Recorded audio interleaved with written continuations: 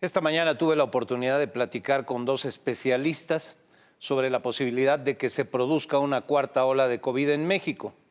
Se trata de la doctora Lori-Ann Jiménez Faibi, especialista en este tema, y del doctor Francisco Moreno, quien también ha desarrollado una gran experiencia en esta larga pandemia de COVID.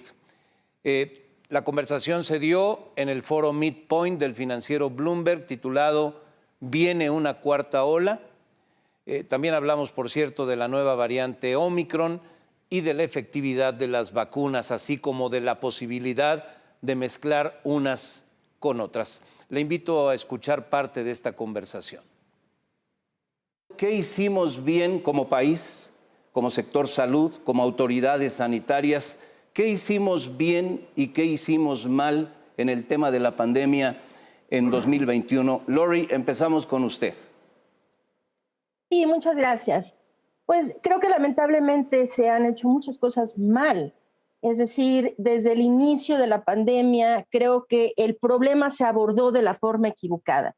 Se abordó el problema pensando en cuál sería la forma más expedita de solucionar el problema, y esto a lo que nos ha llevado finalmente es a que se vaya alargando y empeorando. Es decir, desde el inicio de la pandemia era claro lo que se tenía que hacer, y lo que se tenía que hacer es instituir las medidas de contención y de mitigación necesarias para contener y reducir la propagación de los contagios del virus. Esto es algo que en nuestro país nunca se ha hecho, nunca hemos hecho suficientes pruebas diagnósticas para lograr eso, nunca hemos tenido estadísticas de calidad que nos permitan basar las estrategias de salud pública en los datos que se van generando. Es decir, han habido muchos errores desde cosas tan fundamentales como no sugerir desde hace tanto tiempo a la población, no solo sugerir, sino claramente vocalizar que el uso del cubrebocas es indispensable para detener la propagación de esta enfermedad. Entonces, creo que se han hecho muchos errores en el sentido del control, en el sentido del mensaje hacia la población, y son errores que se siguen repitiendo hasta el día de hoy, desgraciadamente. Doctor Francisco Moreno, ¿fallida o acertada la estrategia gubernamental? Yo diría que minimizada, es decir, la enfermedad no se entendió como tal desde un principio. Se pensó que esta pandemia iba a durar poco tiempo, que no necesitábamos un gasto en salud para abordar a la pandemia, y no se entendió que esta enfermedad requería de terapia intensiva, medicina crítica, de especialistas. ¿Y qué sucedió? Que la mortalidad hospitalaria en el Seguro Social, en hospitales del sector público, fue muy alta porque esos hospitales no estaban preparados para recibir a la pandemia. Y como dice Lori-Ann, cuando tú no tienes un sistema de salud que puede ayudarte a sacar a los pacientes adelante, tienes que irte a lo preventivo. La autoridad sanitaria tiene otras tareas, pero con tropezones y caídas hemos aprendido. Lori-Ann, ¿qué tanto hemos aprendido a lo largo de todos estos meses? Bueno, curiosamente creo que la población ha aprendido más que las autoridades. Es decir, el mensaje por parte de las autoridades nunca ha sido claro en términos de cuáles son las herramientas que tenemos al alcance preventivas. Nunca se ha dicho en voz alta, la autoridad nunca ha dicho en voz alta: este virus se transmite por el aire, necesitamos ventilar los espacios cerrados, necesitamos utilizar cubrebocas de buena calidad, bien ajustados al rostro, siempre que estemos en espacios públicos. Estas son cosas que nunca se han dicho en voz alta. Y sin embargo, la autoridad sigue haciendo cosas tan equivocadas, contraproducentes, y que reflejan la ignorancia que se tiene sobre el control de esta enfermedad, como ahora, por ejemplo, en los festejos de la Virgen de Guadalupe, a la entrada, ¿no?, de la basílica, se está rociando a la gente con algún tipo de desinfectante, y esto lo hace uno pensar, ¿lo hacen por hacer el show? O sea, por hacer de cuenta que están haciendo algo, o lo hacen porque de verdad la ignorancia va a ese grado, de pensar que se puede desinfectar a un ser humano completamente vestido porque pasas rociándose, ¿no? La población ha aprendido más, porque si uno sale a la calle realmente La diferencia entre el porcentaje de personas que utilizan cubrebocas, bien o mal, sí, hay mucha gente que lo utiliza mal o el cubrebocas inadecuado, pero el porcentaje de gente que en México, en la calle, utiliza cubrebocas versus cualquier ciudad de Estados Unidos, la diferencia es diametral. ¿Está claramente definido cuáles han sido y en qué tiempo han sido las olas y por qué ahora se habla de una cuarta ola, doctor? Sí, mire, yo creo que hemos aprendido del virus eso, ¿no? Que es un virus respiratorio que tiene esas fases en donde en ciertos momentos, de acuerdo a las condiciones ambientales, de acuerdo a los cambios que ha tenido la estructura del virus, porque ha sido un virus que ha circulado durante mucho tiempo y a través de ese tiempo y de tener muchos infectados, porque pues el virus era nueva para la humanidad, los seres humanos éramos susceptibles a enfermarnos, el virus fue cambiando. Entonces, hay evidencia de que hay 4 olas, incluso si tú ves las estadísticas del mundo, está claro que estamos en la 4ª ola.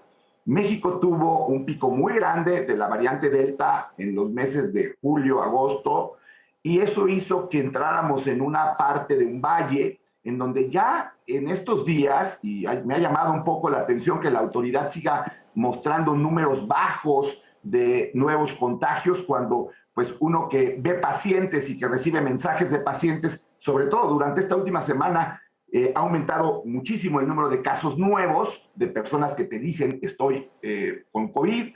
Entonces estamos entrando en una 4ª ola. Y esta 4ª ola ahora está mezclada, desafortunadamente, por 2 variantes. La variante Delta, que ha persistido durante los últimos meses, y esta nueva variante que llega, que se desarrolló en Sudáfrica, que tiene una estructura ya bastante diferente al virus original y que entonces contiene un nuevo reto, que es cómo se va a comportar el ser humano que ya estuvo expuesto al virus anterior o que recibió una vacuna para una variante que era diferente con esta nueva variante. Entonces, de que va a haber una 4ª ola, va a haber una 4ª ola.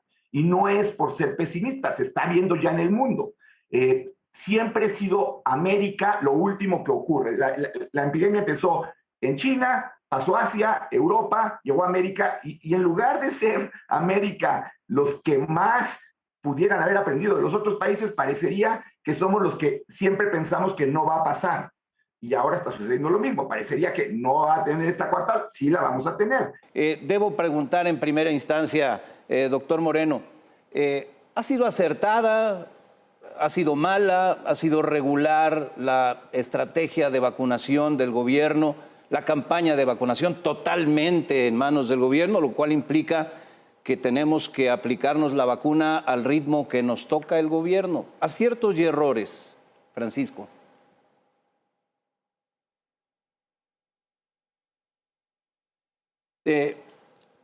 Mientras retomamos la comunicación con el doctor Moreno, le pregunto a la doctora Lori-Ann acerca de este tema, aciertos y errores en la estrategia de vacunación. Bueno, creo que ha habido una mezcolanza de ambos y principalmente la estrategia ha terminado fallando por una serie de cosas, pero también han tenido algunos aciertos. Es decir, vamos a poner, México sí fue el primero, creo, país de Latinoamérica en empezar a vacunar. Esto es muy bueno, desde luego. Lástima que al cabo del tiempo nos hemos ido rezagando y ahora de toda Latinoamérica estamos tal vez en el último lugar, apenas tal vez encima de países, no sé, como Guatemala o como Costa Rica o algo así, ¿no? Y aquí yo creo que uno de los principales errores que se ha cometido es emplear vacunas que no han tenido todavía el sustento científico para empezarse a aplicar en seres humanos. Este es el caso de la vacuna de Sputnik, como es el caso de la vacuna de CanSino. Además, los ha metido en una complicación porque no pueden viajar a ciertos países como Estados Unidos, que no las admiten porque no han sido autorizadas por las autoridades de salud a nivel mundial. ¿Los alcances de la vacunación han sido suficientes desde tu punto de vista? Mira, el problema es real. Tenemos una vacunación monopolizada. Es decir, solamente la autoridad federal aplica la vacuna. Y al inicio de la vacunación parecía que íbamos a tener un ritmo adecuado, pero es imposible si no nos apoyamos en las instituciones como el Seguro Social, que tiene sus clínicas de vacunación. Éramos uno de los países que mejor vacunaba en el mundo. Pero al tú monopolizar la vacuna, no pudiste hacer cambios de acuerdo a lo que se fue presentando en el transcurso de la pandemia. Si la vacuna se hubiera abierto a que todos pudiéramos ayudar a vacunar, entonces ahorita estaríamos en mejor situación. Y digo esto porque si no tuviéramos suficientes vacunas, estoy de acuerdo, hay países que desafortunadamente por cuestiones económicas no tienen suficientes vacunas, pero cuando tienes 30, 40 millones, ya no sabemos cuántas vacunas hay almacenadas, perdidas, guardadas. Cuando regalaste vacunas a otros países, cuando necesitabas ver la prioridad de tu gente, y ahorita nos encontramos en un grave problema, porque con la variante Omicron sabemos que lo ideal es tener 3 dosis. El personal de salud no ha recibido la tercera dosis, siendo que somos el país número 1 en fallecimientos de trabajadores de la salud. O sea, otra vez se nos pone atrás. Los niños no fueron vacunados y se ha visto que la variante Omicron tiene más afección, igual que Delta, en estos grupos de edad. Y ya no tienes tiempo. Y ya perdiste el tiempo. ¿Por qué? Porque no rectificaste, porque tenías la vacuna y la sigues teniendo, que es lo más triste, hoy monopolizada. No se trata de hacer negocio con la vacuna, se trata que la gente reciba más dosis y no estén más dosis guardadas o almacenadas o perdidas. Ese creo que ha sido el grave error, la monopolización federal de la vacunación. En el resto de las vacunas, doctora Lorian, han probado su efectividad. El llamado de los dirigentes en el mundo a sus poblaciones es que acudan a vacunarse. Quien no lo ha hecho y tiene la posibilidad de hacerlo, tendría la obligación de hacerlo. ¿Es así? Indiscutiblemente, lo que más necesitamos es la proporción más amplia de la población vacunada lo más pronto posible. Y esto incluye, no es suficiente si uno vive en la Ciudad de México, que sea la Ciudad de México, o si uno está en Chihuahua, que sea Chihuahua, o si uno está en México, que sea México. Es indispensable que sea a nivel mundial. Esto estamos claros. Ahora, hay que seguir la evidencia científica y no dejarse ir nada más por la situación de... Creo que hay mucha gente que hay cosas que no está diciendo en voz alta porque creen que van a hacer un daño en lugar de proporcionar la evidencia como está para que la gente entienda y se pueda hacer la presión adecuada a los gobiernos para hacer las cosas como deben ser. Ahorita ya tenemos algunas evidencias, si bien son preliminares, ya vienen de más de un origen, o sea, de más de un laboratorio, en donde se hace una diserción de qué tan efectivas son toda una gama de vacunas. La única vacuna que no ha sido estudiada hasta este momento contra Omicron es CanSino, porque los grupos de investigación ni siquiera se toman la molestia de estudiarla, porque es una vacuna que ni siquiera los estudios de fase 3 ha presentado, ¿no? Entonces, pero ya se tienen evidencias sobre todo el resto de las vacunas. Lo que sí, dejar clarísimo, necesitamos vacunarnos y hoy contra Omicron, 2 dosis no son suficientes. Necesitamos 3. Hoy contra Omicron, la infección previa no es protectora. Necesitamos 3 dosis de vacuna. ¿Qué sabemos de Omicron en este momento? En los lugares en donde se ha presentado, pues el aumento de casos es mucho mayor. Se habla de una posibilidad de que una persona pueda infectar con un R de 16, 18, cuando la variante original tenía un R de 2. Entonces, es infinitamente más transmisible. Eso quiere decir que más personas se van a contagiar en un corto tiempo.